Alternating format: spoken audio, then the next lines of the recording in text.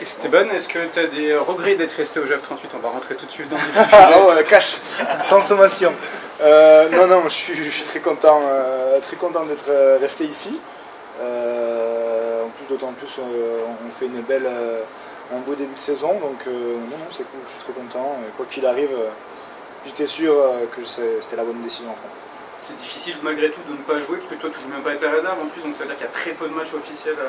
Ça sera ton deuxième seulement. Ouais, exactement, ça sera mon deuxième en compétition cette saison. Donc bon, maintenant je m'y suis fait, ça fait ma troisième saison en tant que numéro 2.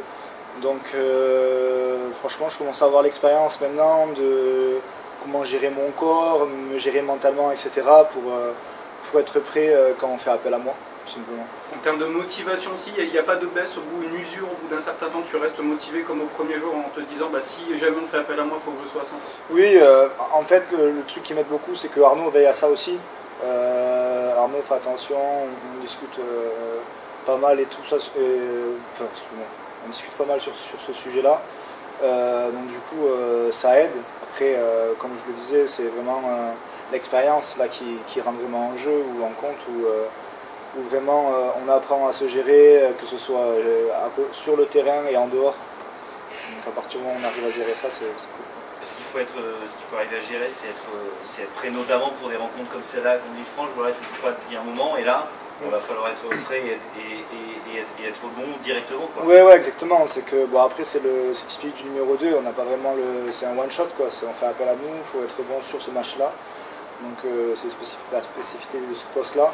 Après, effectivement, on voulait essayer que je joue en réserve le week-end juste avant le premier tour de coupe. Ça n'a pas pu se faire parce que la réserve jouait exactement au même moment que nous. Donc du coup, ça n'a pas pu se faire. Après, oui, c'est vrai que pour les repères et tout ça, on pourrait dire ça va être compliqué, le ci, le là. Mais bon, si la semaine je bosse bien, je fais beaucoup de jeux, etc., les repères viennent automatiquement. Là, tu vas jouer au Stade des Alpes aussi. Comment tu appréhendes un peu ce moment Honnêtement, j'appréhende pas du tout. Très content de jouer ici. Un beau terrain, un beau stade. En plus, c'est à 15 h, il fera bon. Non, franchement, j'appréhende pas du tout. Je suis très content de jouer. Et puis, je reviens sur la question du début, mais de toute façon, les choses, je suppose, étaient claires au moment de la prolongation, etc. Ah oui, bah après moi ça fait partie de mon personnage aussi. Apparemment, à partir du moment où on m'a dit ça, moi je respecte ça, j'ai signé pour ça. Donc à partir de là, il n'y a aucun problème, je bosse pour. Ça n'a rien changé à ma motivation. J'essaie de montrer au quotidien au club, aux entraîneurs et aux dirigeants et à mes coéquipiers qui peuvent compter sur moi. Et puis voilà, sur ça, il n'y a rien qui a changé.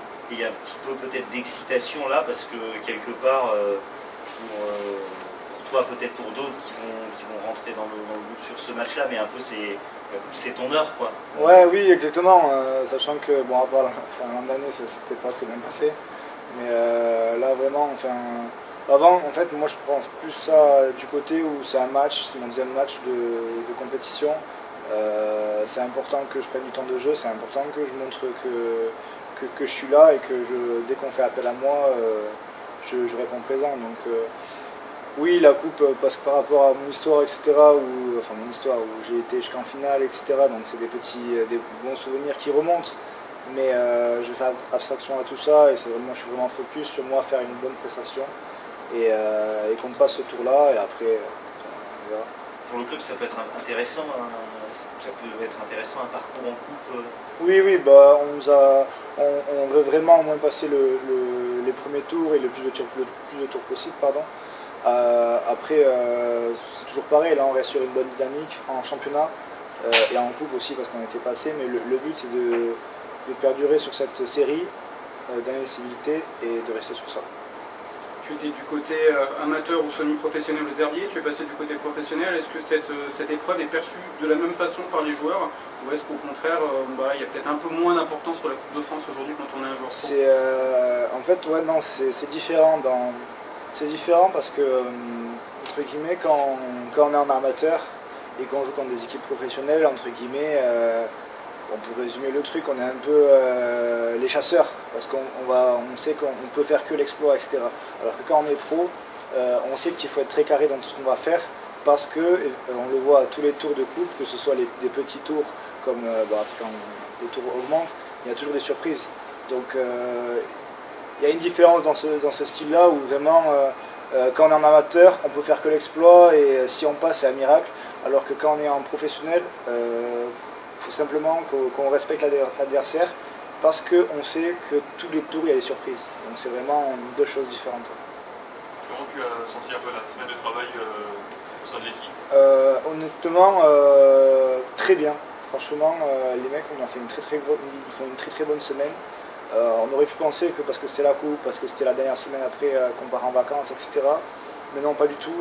Déjà, le coach nous a bien averti début de semaine. Mais il y a vraiment eu un gros discours commun. Enfin, sur le terrain, en tout cas, les mecs là, franchement, je leur tire le chapeau parce que c'est une semaine de très grosse qualité. Avec le recul, tu penses que vous aviez préparé Andrézieux d'une mauvaise façon l'année dernière? Non, je ne peux pas dire ça. Déjà d'une, je ne m'en souviens pas de la semaine d'Andrézieux, tout simplement. Mais je pense pas parce que c'est pas dans les mentalités grenobloises et ici dans le vestiaire, même si le vestiaire a un peu changé, mais c'est pas du tout dans notre mentalité de sous-estimer ou qui que ce soit. Entre guillemets, on n'est que Grenoble, on n'est pas un gros cadre de Ligue 1 ou quoi que ce soit, quoi. Donc vraiment, non, je pense pas qu'Andrézieux, on les sous-estime. Après, effectivement, on est dans une période où en championnat ça allait pas très bien. Ça allait pas très bien, ça tournait pas des masses. Je pense que c'était un peu le résumé un peu entre guillemets, de la période qu'on vivait à Andrézieux. Brice, si ce n'est la meilleure forme de sa vie, en tout cas, est très performant, est-ce que toi, ça t'oblige aussi à en faire plus peut-être à l'entraînement, à encore progresser pour essayer un peu de le bousculer? Oui, bien sûr. Voir les points où lui, il est très très fort, moi j'essaie de m'inspirer de ça aussi.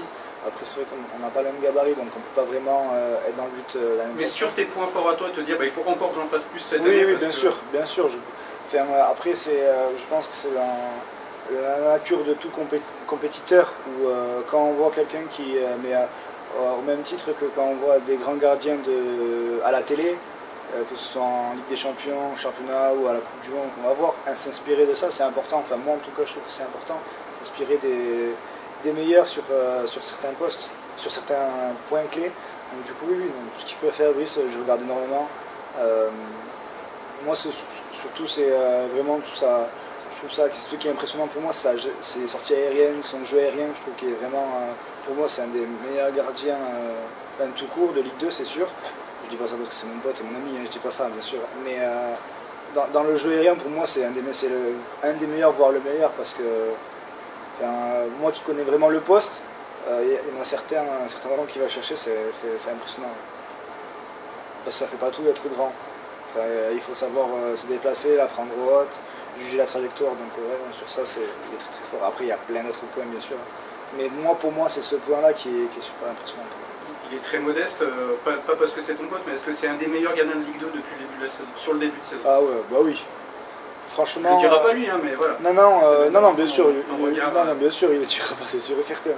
Mais honnêtement, là, moi, non, je le mets. Après, c'est bête, mais quand on regarde les équipes qui sont devant nous, on prend intrinsèquement les gardiens avec ce qu'ils font. Moi, je trouve qu'il n'y a pas photo. Il n'y a pas photo. Après, il y a des gardiens qui font de très bonnes saisons aussi. Hein. Mais moi, au travers des points qu'il nous a rapportés, des matchs que j'ai vus, après j'ai pas vu les matchs des autres, mais en tout cas, je pense que il fait, et en tout cas, s'il n'est pas, il est au moins dans le top 3 largement, voire au top 2 plutôt.